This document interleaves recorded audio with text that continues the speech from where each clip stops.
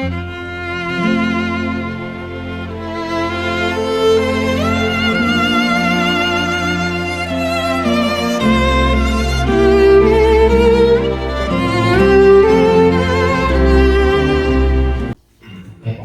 noite.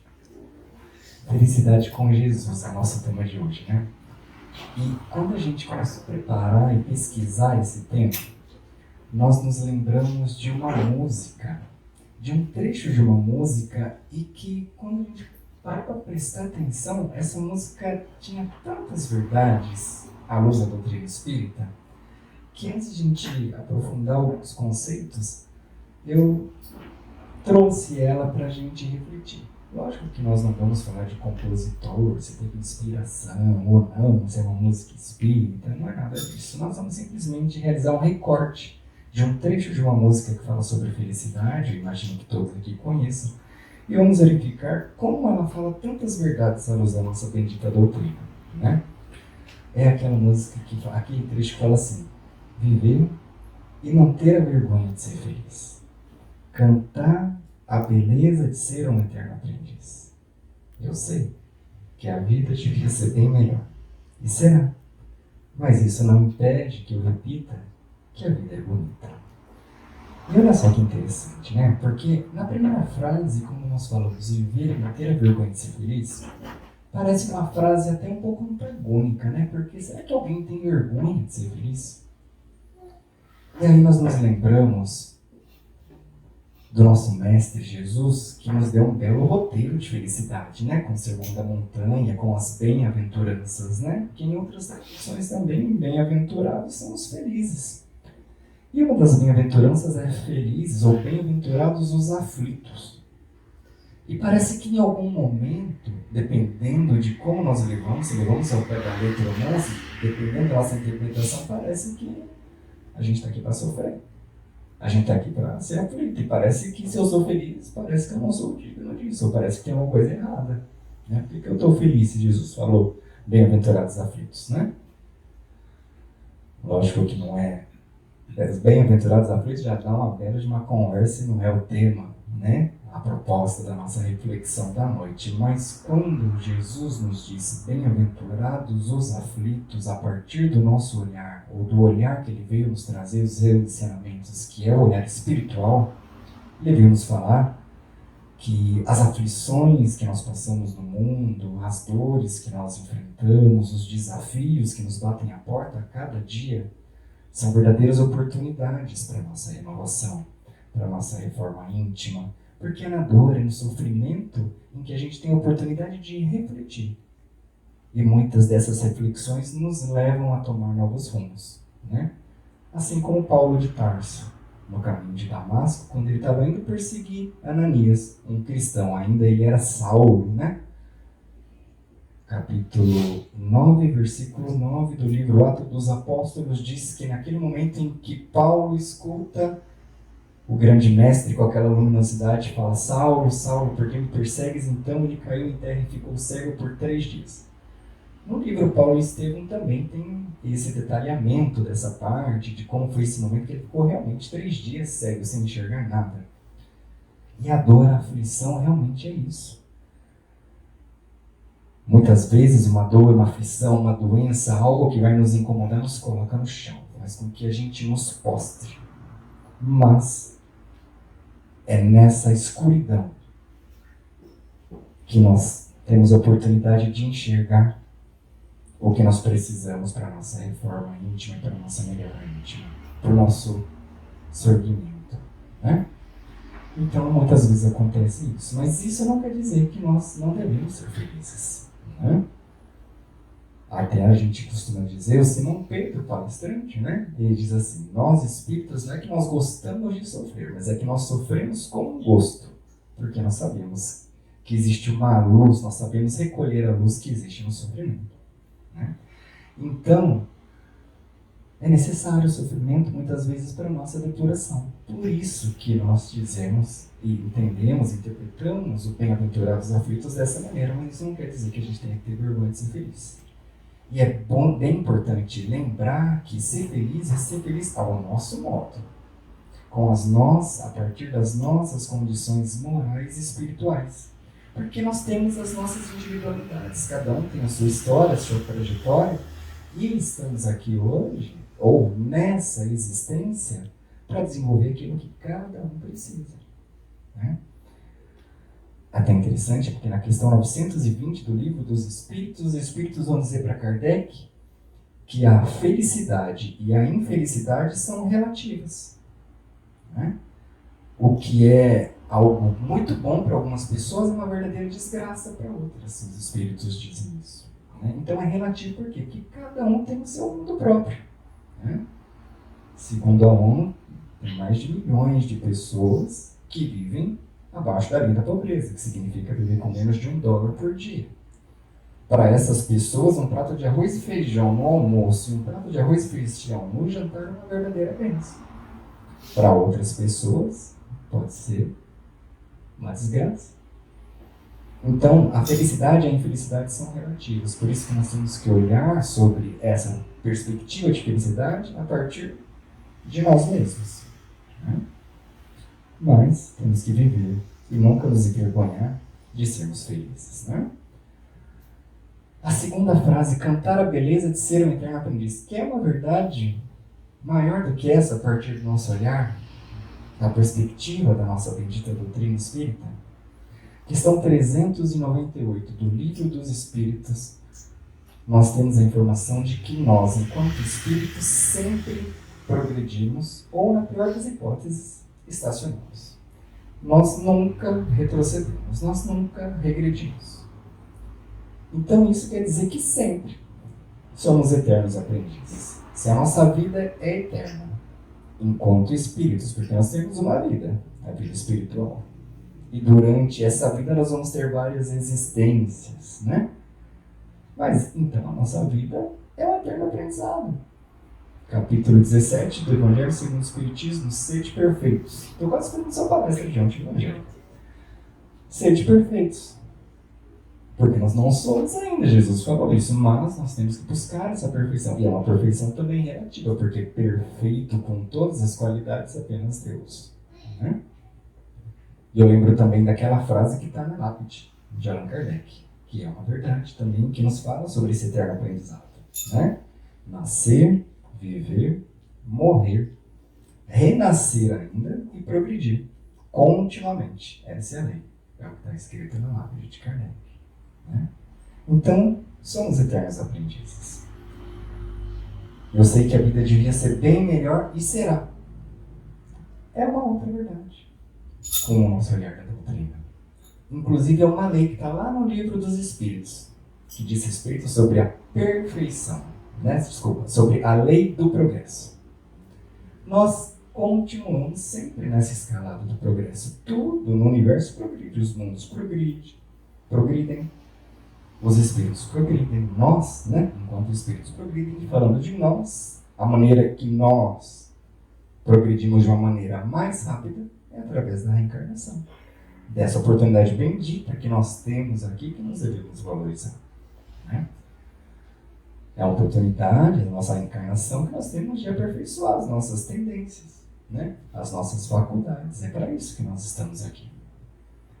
Mas Kardec era bonzinho, né, nas perguntas, porque na questão 777 ele faz um questionamento muito interessante para os espíritos, que algumas pessoas até fazem até hoje. Ele fala assim, sobre a felicidade, o que a gente, lembrando que ele está então no século XIX, 1850 mais ou menos, né? Ele fala, o que a gente deve pensar daquelas pessoas, ou aquelas teorias que falam que os homens primitivos, lá, os caçadores, coletores, aquelas primeiras existências, eram mais felizes do que o homem moderno lá, naquele tempo, porque eles tinham menos necessidades, né? Porque hoje a gente parece que está naquela corrida de rato, né? Correndo atrás de tanta coisa que a gente inventa. Será que aquele homem lá, ou aquela sociedade dos primórdios não era mais feliz porque ela vivia ali com a sua pequena comunidade, caçava, se alimentava e estava tudo bem? E aí os espíritos têm uma resposta muito interessante. Eu fiz uma anotação, abre aspas. Que queres? É a felicidade do bruto. Há pessoas que não compreendem outra. É ser feliz à maneira dos animais. As crianças também são mais felizes do que os homens feitos. Olha que interessante. O que os Espíritos estão nos dizendo? As crianças...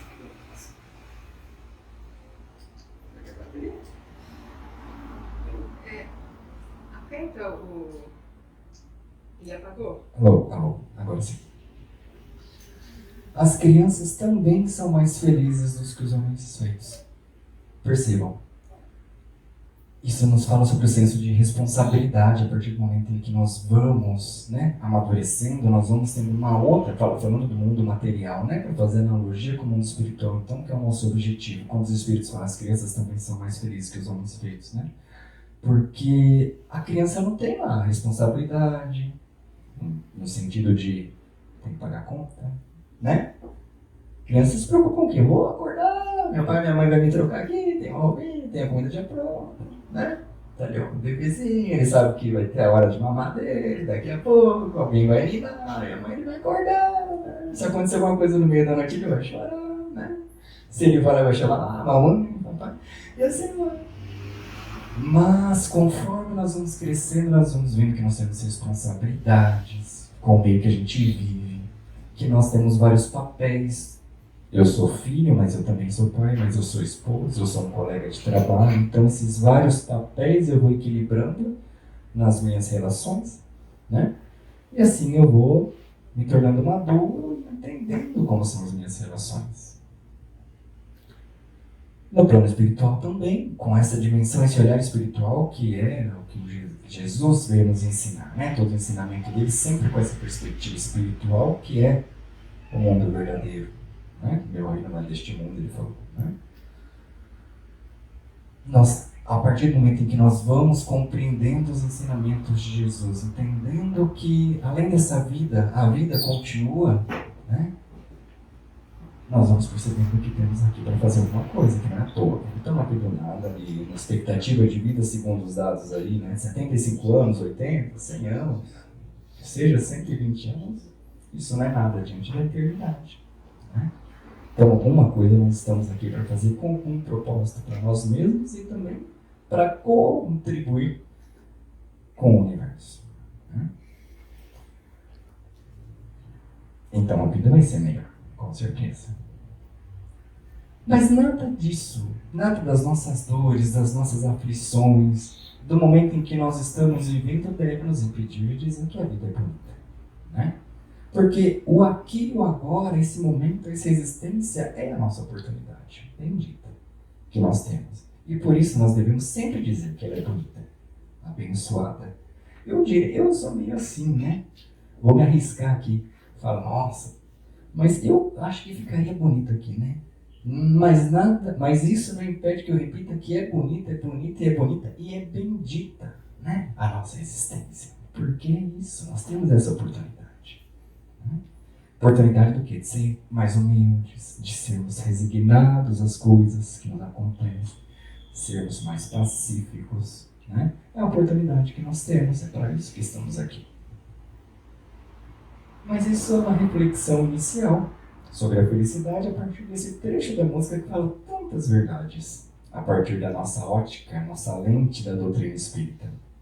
Mas tem algo interessante quando a gente fala de felicidade, que realizando essa pesquisa, eu encontrei algo interessante.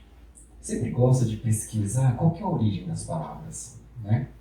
E a palavra felicidade carrega na sua raiz, na sua origem, que é do latim, o radical felix, né, que é da onde começa a palavra, está relacionado com fértil, com frutífero. E olha só que maravilhoso. Se a gente, então, associa, entende que felicidade, né, remete ao que é frutífero, nós estamos falando que felicidade está relacionada. Uma árvore que é frutífera, uma árvore que é fértil é o quê? Que dá bons frutos. Então a gente começa a compreender que a felicidade está relacionada com o que eu ofereço, com o que eu dou para o outro, né? E seguindo essa mesma analogia de uma árvore ou de uma planta que oferece bons frutos, A árvore, para oferecer bons frutos, ela também se alimenta, né? Faz lá fotossíntese, água e toda aquela coisa que a gente aprende. E qual que está sendo o nosso alimento? Qual que está sendo o nosso adubo para que a gente possa oferecer para os outros alguma coisa que seja boa? Alguma coisa que seja conforme os ensinamentos do Mestre Jesus. Né? Nós temos que pensar sobre isso, porque eu não vou conseguir oferecer aquilo que eu não tenho. Então, o que será que eu estou lendo? Está me fazendo refletir, ter pensamentos ou reflexões que me conectam com algo superior? Eu estou assistindo coisas que a minha sensação me leva ao quê? Eu escuto que tipo de música? Né? Tudo isso faz parte do que a gente consome, o nosso adubo diário. Eu estou me alimentando disso. Eu consumo música, eu consumo o que eu assisto, eu consumo leitura. E é uma troca permanente. Eu coloco isso para dentro de mim. Então, do que eu estou me alimentando para oferecer algo bom? Já que a gente está começando a entender que a felicidade está relacionada com o que eu ofereço. Né? Aliás, nas bem-aventuranças, como nós dissemos que foi o grande, ensinamento de Jesus sobre a felicidade, os bem-aventurados podem perceber que nas bem-aventuranças Jesus está falando de uma outra forma para a gente oferecer algo para o outro. Né? Bem-aventurados os misericordiosos. Esse misericordioso come. Né? Bem-aventurados os pobres de espíritos, que em outras palavras são os humildes. Não sei se eu me deu comigo mesmo no meu cantinho isolado. Como eu sou humilde, né? Sou humilde a partir de uma relação que eu tenho com outra pessoa. Bem-aventurados os brandos e pacíficos. Se eu sou brando com alguém. Se eu sou pacífico a partir de uma relação com outra pessoa, em que eu vou tentar uma relação de paz. Né? Então percebam que Jesus, quando fala das bem-aventuranças, que é o nosso grande roteiro da felicidade, também está falando, ofereça paz, ofereça misericórdia, ofereça brandura, né? Ofereça humildade. É isso que nós temos que oferecer. Inclusive essa questão de ser brando e pacífico. Eu me lembrei de um filósofo também do século XVIII chamado Immanuel Kant. Ele tinha um pensamento muito interessante. Ele falava que nós somos livres e conscientes. O auge, o ápice de ser livre e consciente significa fazer aquilo que às vezes eu não quero, mas eu faço em prol de uma outra pessoa. Isso é consciência e é liberdade. Vamos traduzir esse negócio de filosofia, então. O que Jesus nos disse naquela passagem? Se alguém te bater uma face, ofereça a outra. Né? Se alguém me bate a face, ou se alguém me agride, seja por N motivo, será que a minha vontade, realmente, o primeiro impulso é de oferecer uma outra face, de oferecer a simplicidade, ou de oferecer a humildade? Não, eu não quero fazer isso, mas eu sou consciente. E em prol da minha relação com o outro, e a partir dos ensinamentos de Cristo, eu vou oferecer a humildade. Então a liberdade, a consciência é fazer aquilo que eu não quero. Mesmo que seja, não está dentro de mim, mas em benefício do outro e alinhado com os ensinamentos de Jesus. Né? Então aí eu começo, a partir desse momento que eu tenho consciência, eu começo a responder para o mundo, para o universo, para as pessoas, para as situações de uma maneira consciente. E responder consciente significa que eu estou deixando de reagir instintivamente, percebe?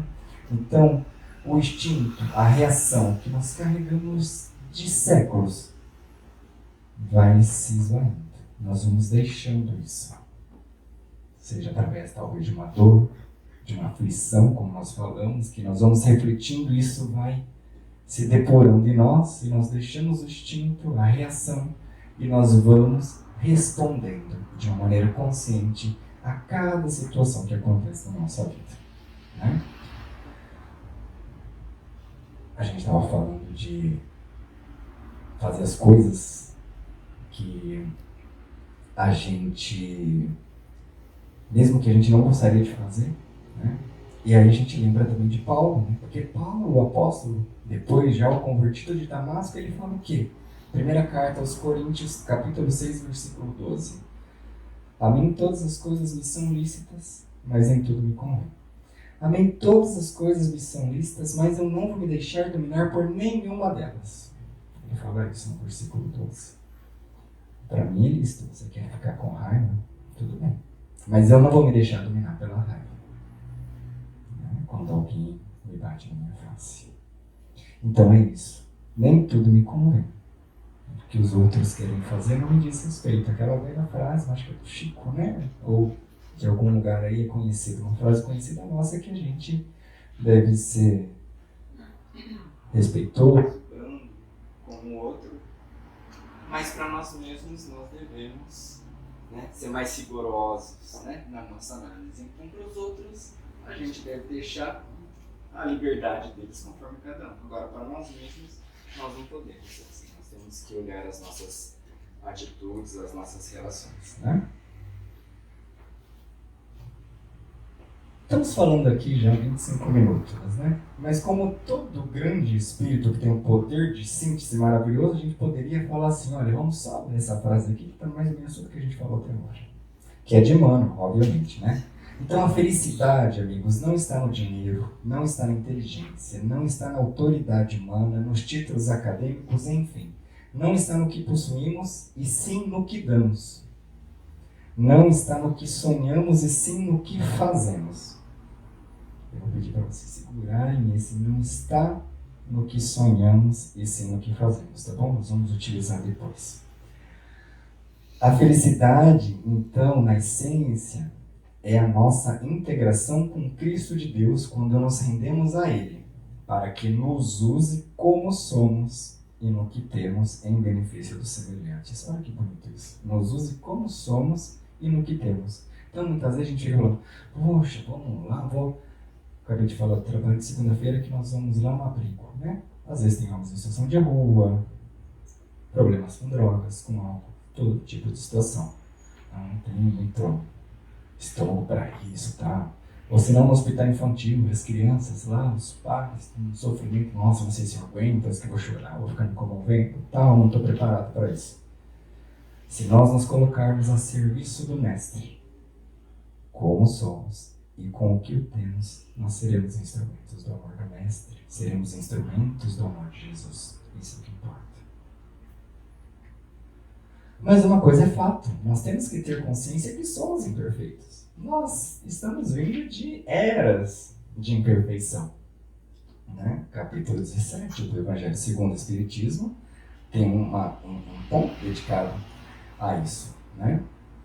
Inclusive, mais uma vez falando de Paulo, agora na sua carta aos Romanos, no capítulo 7, versículo 19, ele fala, estou igualzinho você, tentando, Angélica. O bem que eu quero, eu não faço. Mas o mal que eu não quero é justamente o que eu faço. Quantas vezes nós fazemos isso? Né? Quantas vezes nós tropeçamos nos nossos mesmos equívocos? Mas esse é motivo para a gente se culpar? Ou é motivo para que a gente não diga que a vida é bonita? Não. Porque nós estamos aqui para isso. Nós estamos aqui para aprender com algo que a gente carrega talvez há milênios. Né? Mas o Sede Perfeitos, que é o capítulo 17, ele tem um ponto interessante. Porque, agora pensando de uma maneira prática também, né?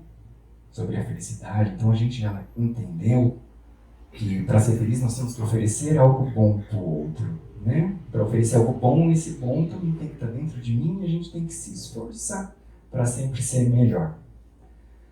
Mas no capítulo 17, que fala sobre a Sede Perfeitos, tem um tópico que vai falar sobre as características do homem de bem, o homem que se esforça para ser melhor. Né? Então ele fala que é o homem que cumpre a lei da justiça, do amor e da caridade. E tem 2 vezes eles falam assim, os Espíritos. Ele deposita uma fé em Deus, fé.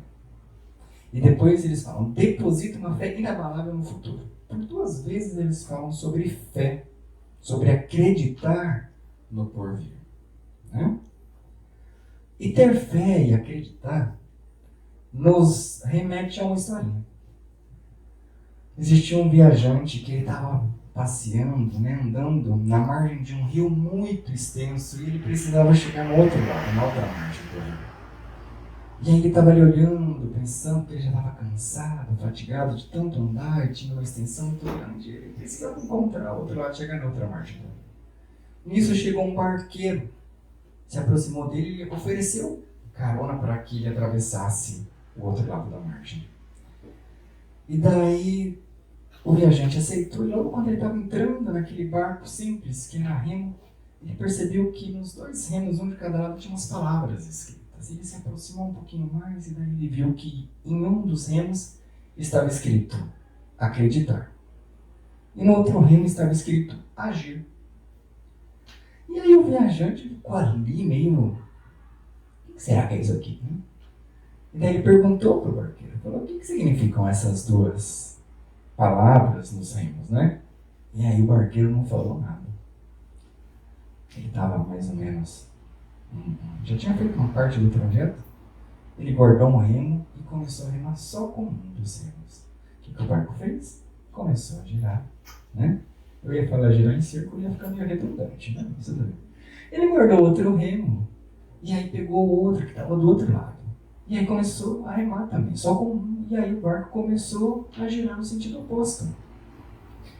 Foi então que ele pegou os 2 remos e continuou no mesmo ritmo. E logo ele chegou na margem do rio. Foi então que o barqueiro respondeu a pergunta para o viajante. Ele falou, esse barco, esses remos e esse rio pode ser comparado à sua vida, meu amigo. O outro lado do rio, a outra margem, o seu objetivo que você queria, pode ser comparado à felicidade que você tanto almeja, que nós estamos falando aqui hoje, é o seu alvo, a sua meta. Esses 2 remos são 2 características fundamentais para que você chegue lá. Você tem que acreditar, você tem que ter fé. Lembra do que eu falei agora há pouco? Não é do que sonhamos, mas também do que fazemos. Então, é a fé, nós temos que acreditar. Mas nós temos que agir também. Não é só ficar sonhando, né? Nós temos que agir. Só que essas 2 características nós temos que utilizar sempre, em conjunto. Na mesma direção, com a mesma intensidade e no mesmo ritmo, para que daí a gente alcance o objetivo, que é a nossa felicidade. Né? É simples em minha história, mas nos remete a isso. Né? Sempre temos que, então, acreditar sim. A fé é essencial, é característica do homem de bem, está no capítulo 17. Mas também temos que agir. Né? Então, amigos, com essas reflexões dessa noite, que a gente possa realmente, de hoje em diante, uma proposta de viver realmente, sem ter a vergonha de ser feliz. Que a gente possa cantar, e agora de uma maneira consciente, a beleza de sermos eternos aprendizes que somos. Nós sabemos que a vida devia ser bem melhor, mas sabemos mais ainda que ela será, porque a lei do progresso é uma lei divina. E que nada no mundo, nenhuma das nossas dores, nenhuma das nossas aflições, nenhum dos nossos momentos desafiadores nos impeça de dizer que a vida é bonita e é bendita. Uma ótima noite a todos, que a paz de Jesus nos envolva sempre.